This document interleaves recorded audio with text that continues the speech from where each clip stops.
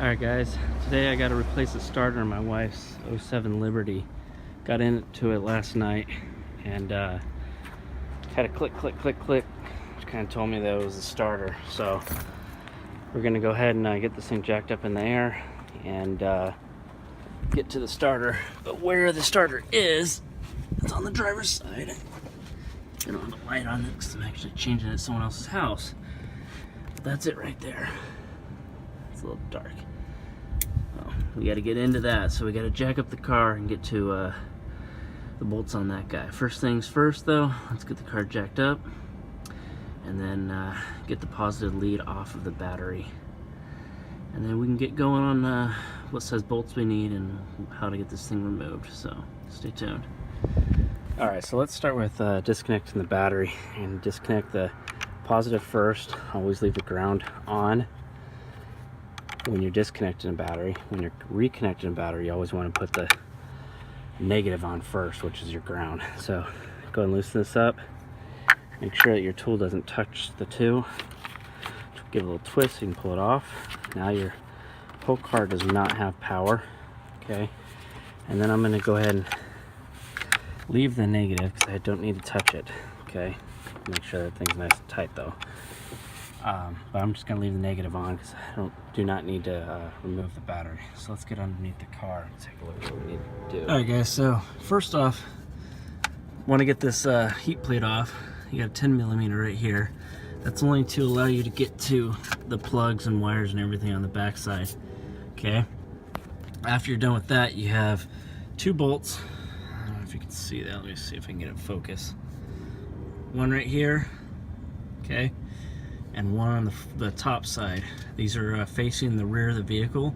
Those are 15 millimeters. Okay, so once you get this off and the wires off, it's just two more bolts and then you got this unit off. So let's go ahead and continue removing this heat plate. Okay,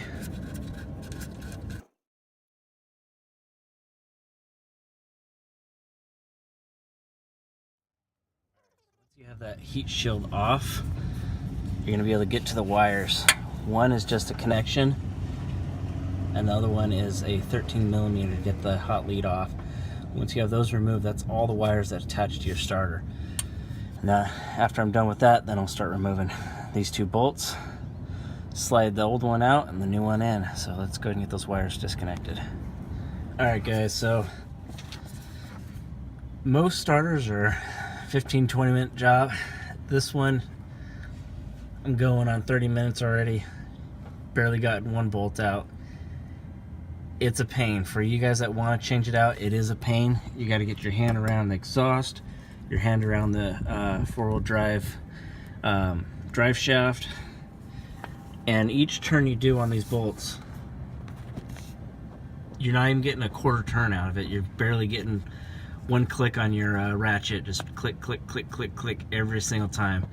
I'm still working on getting the top one out, trying to get a wrench in there and get a decent couple turns on it. But so anyways, just for you guys that are interested in doing this swap, it is easy, but at the same time it's going to take you some time wrenching on those two bolts out. Remove this completely out of the vehicle, you have to squeeze it between the frame, the drive shaft, and the exhaust.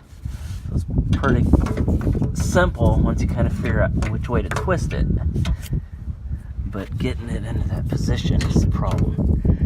So you can see how it just fell out there.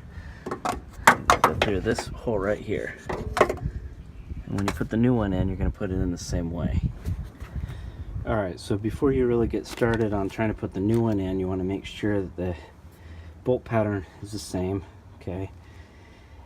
This one does have the heat shield bolts on the sides. If it doesn't, actually, excuse me, it's over here and right here. If it doesn't, that's not a big deal. It's not a functionality part. It does help keep it cooler off the exhaust, but if it doesn't have it, that's not a big deal. But in any case, looking at the coil, they're the same size. The starters are the same size. My bolt pattern is the same. Just want to make sure the casing is on the same side as well, because sometimes different vehicles, they put that casing notch out on the opposite, because on this vehicle, Turns out that starter's on the driver's side. My 95 Wrangler is actually on the passenger side. So, you know, you got that going on different vehicles. So, anyways, let's go ahead and get this thing slid back in, get those pain in the ass bolts back in, and see if we can't get it started up.